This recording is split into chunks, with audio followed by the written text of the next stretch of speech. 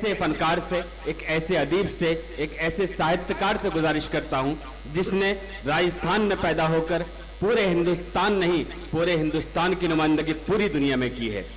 वो कवि, वो शायर जो अपने बिल्कुल अलग अंदाज के लिए पूरी दुनिया में जाना जाता है, जिसको पूरी दुनिया संपत सरल के नाम से जानती है। मैं ये शेर से उनका तारुफ करा सकता हूं कि बीवी फरार हो गई खिड़की से कूदकर, मैं दोस्तों को शेर सुनाने में रह गया। इतनी कंजूसी पे आमादा है ससुराल मेरी, राज की बात बताते हुए डर लगता है, ऐसे कमरे में सुला देते हैं साले मुझको, पांव फैलाऊं तो दीवार में सर लगता है। आइए इस्तकबाल करते हैं संपत सरल साहब का, राजस्थान से तशरीफ लाए हैं। मैं बहुत अदब से उनसे गुजारिश करता हूं। आप सब लोगों को आजादी के इस महापर्व की ढेर सारी शुभकामनाएं।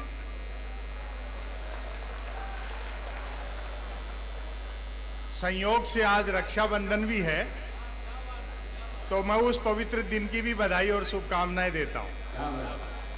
मोहम्मद आरिफ नसीम खान साहब जो इस कार्यक्रम के संयोजक भी हैं, मुख्य अतिथि भी हैं, मेजबान भी, मैं आपको बधाई और शुभकामनाएं देता हूं और इतने अच्छे कार्यक्रम के लिए आप धन्यवाद के पात्र हैं। मुझे फिर किसी शायर की दो पंक्तियां याद आती हैं। अभी आने वाले चुनाव हैं कि हो के मायूस न आंगन से उखाड़ो पौधे, धूप बरसी है तो बारिश भी यहीं पर होगी। ये जीवन के उतार चढ़ाव हैं, चलते रहता है सब कुछ। हाँ, और लोग कहते हैं कि देश में बड़ा तनाव है, ऐसा ही सुनता है, ऐसा कुछ नहीं है। जबरदस्त हास्य का माहौल है। जिन्होंने अच्छे दिन का वादा किया था उनको उनका वादा याद दिलाओ तो खुद ही हंसने लगते। जीवन में सहज रहो। ये सोशल मीडिया ये तमाम लोग आपको होमवर्क देने का काम कर रहे हैं। हम सब लोग बड़े सहज रहते हैं। जैसे मुझे तो कई लोग मान लेते हैं कि ये तो मोदी जी का विरोधी है, जबकि हम किसी व्यक्ति की आलोचना नहीं करते हैं, उसकी भूमिका की आलोचना करते हैं।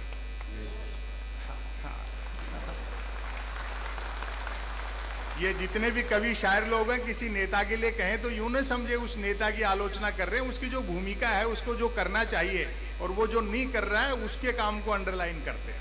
हाँ, तो उसको अन्यथा नहीं लिया करें। सटायर 2014 से पहले भी होता था। मैं शायरी नहीं करता हूं, पहले माफी मांग लूं आपसे। मैं नस्र पढ़ता हूं, उर्दू में जिसको कहते हैं, हिंदी में जिसे गद्य कहते हैं, अंग्रेजी में जिसे प्रोज कहते हैं। मैं नस्र पढ़ता हूं। समय की अपनी सीमाएं हैं। एक आध लघु कथा आपको सुनाता हूं।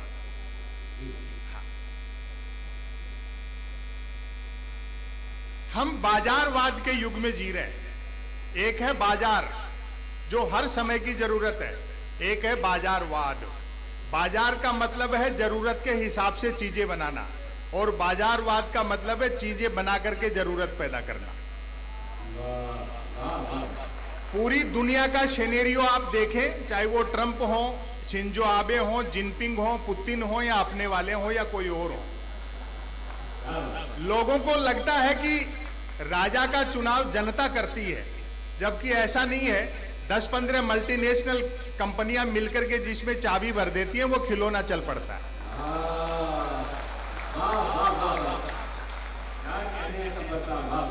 चालाक अर्थशास्त्रियों ने सारे समीकरण उलट पलट कर दिए, चुंबक के गुण बाजार में भर दिए और मनुष्य को लोहा बना दिया। ये जो चीज थी, इसको महात्मा गांधी ने समझा था। वो चीज अगर हम समझ जाएंगे, जब तक नैतिक बल हम में नहीं होगा, इन व्यवस्थाओं से, इन चीजों से हम लड़ नहीं सकते। तब आप देखें ग्लोबलाइजेशन, इस समय पूरी दुनिया में अनियंत्रित टेक्नोलॉजी और बेकाबू पूंजी दोनों का नेक्सस चल रहा है।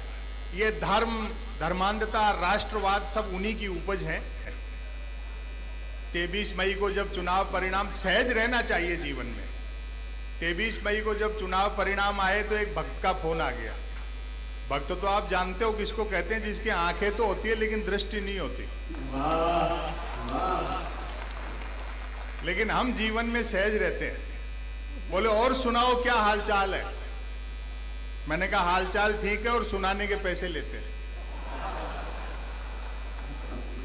फिर उसने तंज किया, बोले आप तो सुनाते थे ना, फिर जीत गए मोदी जी। मैंने कहा अच्छा, हमको भी नया नहीं लिखना पड़ेगा। तो जीवन में सहज रहना चाहिए, वो मैं बता रहा था। ग्लोबलाइजेशन, उदारीकरण, महल के मुख्य द्वार की दिशा में अपार जन समूह का शोर सुन राजा राम ने लक्ष्मण से प्रश्न किया, ये कैसी आवाजें आ रही अनुज, कौन लोग होंगे? उत्तर मिला, भगवान सब अयोध्यावासी हैं। जब से राज्य में ग्लोबलाइजेशन आया है, प्रत्येक नागरिक धनुष बाण खरीदने को लोन लेना चाहता है ताकि वह भी सोने का हिरण मार सके।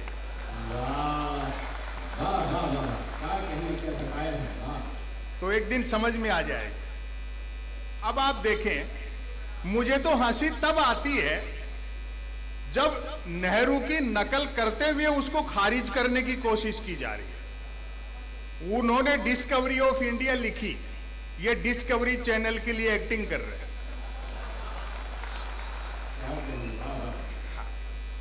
तब देखें, सबसे बेहतरीन लघु कथा है, शायद एक आध बार मैंने कहीं सुनाई होगी, तमाशेबाज राजा।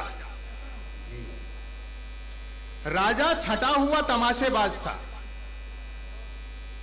वह अपनी प्रजा के मनोविज्ञान से अवगत था कि अमीर गरीब ज्ञानी अज्ञानी कोई हो, सब तमाशा घुस के देखते हैं। उसे पता था कि तमाशेबाजी से एक बार प्रजा के सम्मोहित होते ही राजा प्रजा में सदा के लिए ऐसी ट्यूनिंग बन जाती है कि राजा सिर पीटने की बात भी कहे तो प्रजा तालियां पीटने लगती है। राजा ने सुशासन के लिए तमाशाई शैली अपनाई। लोगों ने साफ पानी के लिए आवाज उठाई, राजा ने बहती नदी पर हवाई जहाज तैरा दिया। खाली हाथों ने काम मांगा, राजा हाथ पीछे बांध रस्सी से लटकी जलेबियां खाने को उछलने लगा। बस्ती में आग लग गई, राजा ने आग लगे गोल चक्कर में से आर पार कूदना शुरू कर दिया। प्रजा ने महंगाई की ओर ध्यान देने को कहा, राजा गुफा में ध्यान की मुद्रा बनाकर बैठ गया।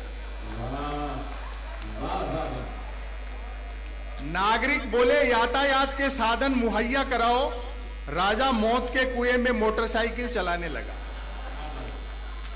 जनता ने स्कूल अस्पताल के लिए आंदोलन किया, राजा ने पड़ोसी राज्य के हमले का भय दिखाकर खाली बोतल में रख रख कर रॉकेट छोड़ना शुरू कर दिए। प्रजा काम की बात पूछती, राजा मन की बात करने लगता। और इसका समापन करना हो, मोहब्बत देना जो हो, तमाम तमाशेबाजी के बावजूद राजा को यह एहसास जरूर था कि तमाशेबाजी की अपनी खूबी है तो खामी भी है। खूबी यह कि तमाशा दिखाने से प्रजा मूल मुद्दा भूल जाती है, और खामी यह है कि हर बार नया दिखाना पड़ता है। मैं नहीं समझता हिंदुस्तान से खूबसूरत कोई देश है। हमने दर्जनों देशों की यात्राएं की हैं, कुछ कमियां भी होंगी, उन पे बातें होती हैं। ये पहला देश है जहां के प्रधानमंत्री की डिग्रियां प्रेस कॉन्फ्रेंस करके दिखाई गई। ये उपलब्धि भी हमें हासिल है। हालांकि मैं अच्छा नहीं मानता आपके कांग्रेस के और विरोधी लोग किसी एक आदमी को टारगेट करते हैं। वैसे भी डिग्री से एक्सपीरियंस, अनुभव बड़ा होता है। मैं ऐसे कई को जानता हूं जिन्होंने एजुकेशन लोन लेकर आईआईटी की थी, फिर उस लोन को चुकाने के लिए उनको आईटीआई करनी पड़ी।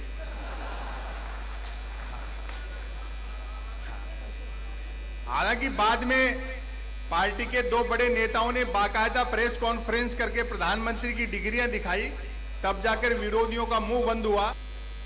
हम तकनीक के दौर में जी रहे हैं। टेक्नोलॉजी ने भौगोलिक सीमाएं कम की, आदमी से आदमी को दूर कर दिया। पहले सुविधाएं कम थी, सुख बहुत था, संघर्ष था तो जीवन में रोमांच भी था। आज आप 10, 20, 50 लाख की गाड़ी में चलते हो तो वो आनंद नहीं आता होगा जो आपके पिताजी ने कभी 100-150 रुपए में सेकंड हैंड साइकिल दिलवाई थी। तकनीक जो है वो साधन है, साध्य नहीं है, और उसके दुष्परिणाम हम भुगत भी रहे हैं। वहीं से मैंने एक लेख निकाला, वे भी क्या दिन थे, पहली पंक्ति से पकड़ना, और माफी चाहूंगा जैसा भी सुना पाया। वे भी क्या दिन थे, वे भी क्या दिन थे जब घड़ी एक आध के पास होती थी और समय सबके पास था। और एक दोस्तों जहां अच्छा लगे, कोई बात नहीं, आप ताली नहीं भी बजाओ, अच्छा सुन रहे हो आप लोग, कोई बात नहीं। मैंने एक पंक्ति में तकनीक को आईना दिखाया है, अच्छा लगे तो मुझे बताना। आज की तरह नहीं था कि फेसबुक पर 5000 दोस्त हैं और परिवार में बोलचाल बंद है। क्या सच्चाई है, वाह वाह। निदा फाजली साहब की दो पंक्तियां हैं, अगर मैं उनको थोड़ा तोड़ मरोड़ के कहूं तो कहना चाहूंगा कि धूप में निकलो घटाओं में नहा कर देखो, जिंदगी क्या है मोबाइल हटा कर देखो। यदि किसी ने कुछ एक अक्षरों तक की नेकी कर डाली हो तो उसको फेंकने के लिए ट्विटर से बेहतर दरिया नहीं है। जो कुछ नहीं कर सकता वह भी ट्वीट कर सकता है, और एक बार जो ट्वीट करने लगता है फिर वो कुछ नहीं कर सकता। पता नहीं से सोशल मीडिया क्यों कहते हैं।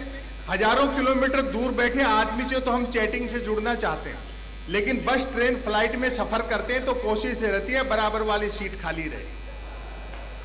मैं तो सोशल मीडिया का लोहा उस दिन मान गया जब एक सज्जन ने YouTube पर मेरे कवि सम्मेलन की एक ही क्लिप को सालवें 100वीं बार सुना और नीचे गाली लिखी, लानत है संपत सरल को, नालायक ने साल भर से रचना तो छोड़ो कपड़े तक नहीं बदले।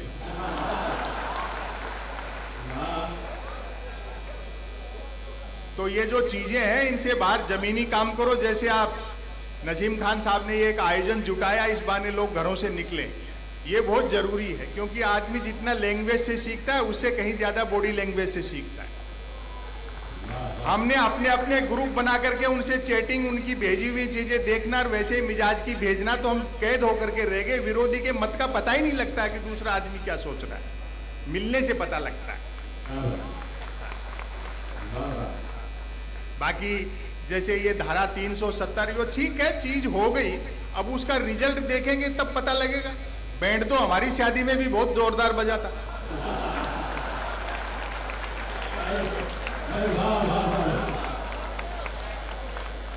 लेकिन उसके बाद के जो परिणाम है वो बताएंगे निर्णय ठीक था गलत।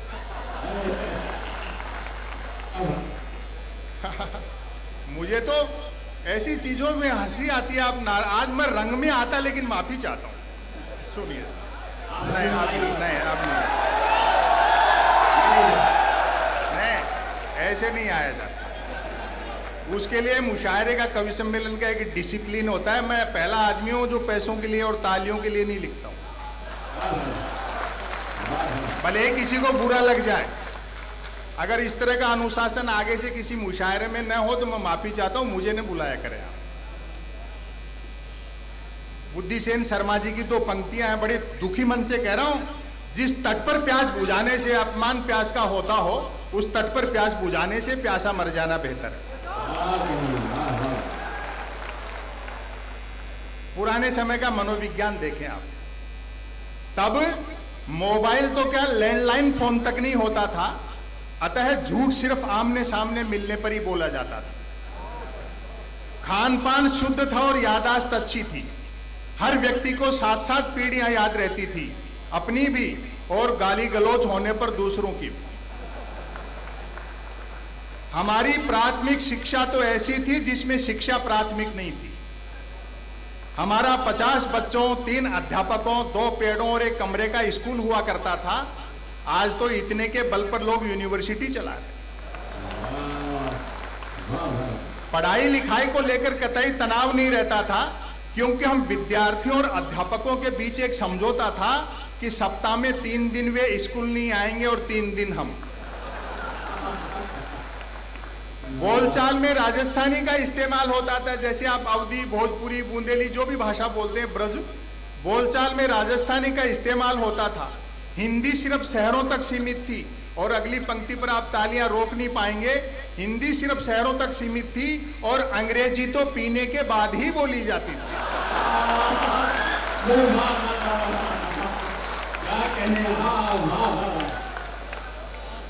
कई प्रकार के खेल कूद थे। अब तो बच्चे गेम के नाम पर वीडियो गेम खेलते हैं। बच्चे भी क्या करें, खो खो, कुश्ती और कबड्डी तो संसद विधानसभाओं में चले गए। बाकी खेलों को क्रिकेट ने बाउंड्री लाइन से बाहर कर रखा है। जो चैनल खोलो क्रिकेट। एक दिन तो टाइम पास के लिए मैं भी देख रहा था तो कमेंटेटर ने बड़ी ऊंची फेंकी, जब से धवन और कोहली ने मूछें रखी हैं तब से धुआंधार परफॉर्म कर रहे हैं। मेरे उस दिन समझ में आए कि दुनिया में महिला क्रिकेट क्यों पिछड़ा हुआ है। अब अपना पुराना समय याद करें, बुजुर्ग लोग बैठे। हालांकि क्रिकेट तब भी खेला जाता था, बैट का मालिक बैटिंग करता था और बॉल का मालिक बॉलिंग। फील्डर भी यही दो होते थे। बैट टच न होने पर फेंकी हुई गेंद फेंकने वाले को ही लानी पड़ती थी। एक ओवर कुल कितनी गेंदों का होगा यह गेंद का मालिक तय करता था। बल्लेबाज पहले गेंद पीटता था, फिर मूड के अनुसार भागकर या चलकर रन बनाता था, तत्पश्चात गेंद लाता था। अब आपकी तालियां उठेंगी। ऐसा भी होता रहता था कि बल्लेबाज की दिन भर गेंद लाने की इच्छा नहीं रहती थी और वह दिन भर रन ही बनाता रहता था। हम आवारा पूंजीवाद के दौर में जी रहे हैं, जिसने मनुष्य के भीतर डर भर दिया। लाखों करोड़ों जमा है, उसके बावजूद चिंता रहती है कल क्या होगा। बुजुर्ग लोग बैठे, 2 जोड़ी कपड़े होते थे, वो भी बड़े भाई के, चाचा के, पिता के फिट करा लिए। एक पहन के लिया, दूसरा धो के सुखा दिया। आज वार्डरोब आलमारी कपड़ों की भरी है और आदमी आधे घंटे तक तय नहीं कर पाता किस पैंट के साथ कौन सा शर्ट मैच करेगा। ये जो चीजें हैं, जब तक आप नहीं समझेंगे इस व्यवस्था से लड़ नहीं सकते हैं आप। तब देखें, लोग भूखे उठते तो थे किंतु भूखे सोते नहीं थे। महंगाई बिल्कुल नहीं थी, ईमान के अलावा सब कुछ सस्ता था। और सस्ताई का अंदाजा आप इसी से लगा लें कि फिल्मों में हीरोइनों को पैसा कम मिलता था तो भी कपड़े पूरे पहनती थी।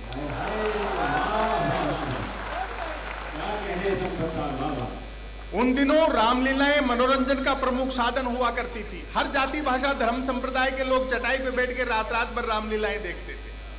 ये मंदिर मस्जिद के झगड़े सब यहीं रह जाने हैं। मेरी नजर में तो सच्चा राम का नाम वही है जो राजघाट पे लिखा हुआ है। उन दिनों रामलीलाएं मनोरंजन का प्रमुख साधन हुआ करती थी, जिनमें महिला पात्रों का रोल भी पुरुष ही किया करते थे। रामलीला वालों का गले मिलने और गले पड़ने का समय अलग अलग होता था। रामलीला मंडली गांव की धर्मशाला में ठहरती थी। हम बच्चे दिन में धर्मशाला में जाकर देखते थे कि गतरात ही एक दूसरे के जानी दुश्मन रहे बाली और सुग्रीव साथ साथ ताश पत्ती खेल रहे। शूर्पणखा मंथरा के लिए चाय बना रहा है।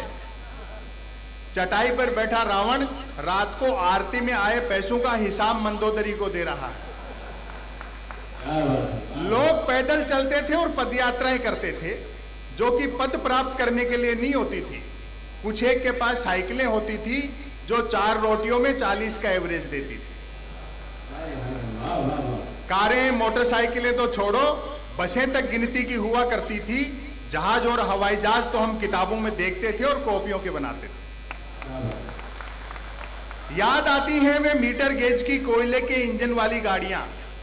तय करना कठिन था कि ट्रेन और यात्रियों में कौन किसको ढो रहा है। उनकी स्पीड का तो यह हाल था कि घंटे आध घंटे का सफर होता था तो भी लोग 3 वक्त का खाना बांध कर चलते थे। ट्रेन में चढ़ने में जितना पसीना आता था, उतरने में उससे अधिक आता था। यात्री काट की सीटों पर काट के उल्लू बने बैठे रहते थे। डिब्बे में डफली वालों का गाना बजाना चलता रहता था। और भारतीय इंसान का आप मनोविज्ञान देखना, साइकोलॉजी देखना, देख लो तो मुझे बताना। डिब्बे में डफली वालों का गाना बजाना चलता रहता था। खड़े यात्री भजन पसंद करते थे और जिन्हें सीट मिल जाती थी वे गजल। लोग फरमाइशें करते रहते थे और डफली वाले गाते रहते थे। डफली वालों को पैसा देने का वक्त आता था तो फरमाइशें करने वाले खुद गाने लगते थे। और अब की बार तालियां रोक नहीं पाओगे, क्योंकि यात्री को सामान की भी स्वयं ही रक्षा करनी होती थी। अतः खाली हाथ चढ़ते थे तो भी सामान लेकर ही उतरते थे। चिट्ठी पत्री का दौर था। SMS, ईमेल वाले क्या जाने पत्र लेखन का स्वाद। और हमारे बड़े शायर हैं आदरणीय उदय प्रताप सिंह जी, जो समाजवादी पार्टी के सांसद भी रहे। उनका एक शेर है कि मोबाइलों के दौर के आशिक को क्या पता रखते थे कैसे खत में कलेजा निकाल कर। SMS ईमेल वाले क्या जाने पत्र लेखन का स्वाद। पत्रों में व्याकरण अशुद्ध होते हुए भी आचरण शुद्ध होता था। मैंने तो स्वयं कई बार अपने पिताजी को चरण स्पर्श की जगह आशीर्वाद लिखा है। खत लिखता हूं खून से शाही ने समझना, अर्थात प्रेम पत्र लाल शाही से लिखकर अपने खून से लिखा बताने का रिवाज तब भी था। परिणाम भी वैसा ही निकलता था। जिन्होंने वैसे प्रेम पत्र लिख लिख कर कबूतर उड़ाए थे आज बेचारे शादीशुदा हैं और तोते उड़े हुए। शादी से याद आया, तब शादियों में व्यर्थ का धूम धड़ाका और दिखावा नहीं होता था। बस 2-4 बाराती बैंड पर बजती बीन की धुन पर नागिन डांस कर लेते थे, क्योंकि तब बीन बनाने के लिए रुमाल ही 2-4 बारातियों के पास होते थे। मैं अंतिम इसका पैरा सुना रहा हूं, बड़ी मोहब्बत दी, अच्छा सुना आपने। वह टीवी नहीं रेडियो का युग था। व्यक्ति बंदूक भले ही बिना लाइसेंस के रख सकता था, किंतु रेडियो के लिए लाइसेंस अनिवार्य था, जो पोस्ट ऑफिस में रिन्यू कराना पड़ता था, अनिवार्य था। याद आते हैं अमीन सयानी का बिना का गीतमाला, जसदेव सिंह की हिंदी कमेंट्री, कृष्ण कुमार भार्गव, देव के नंदन पांडे और रामानंद प्रसाद सिंह के समाचार।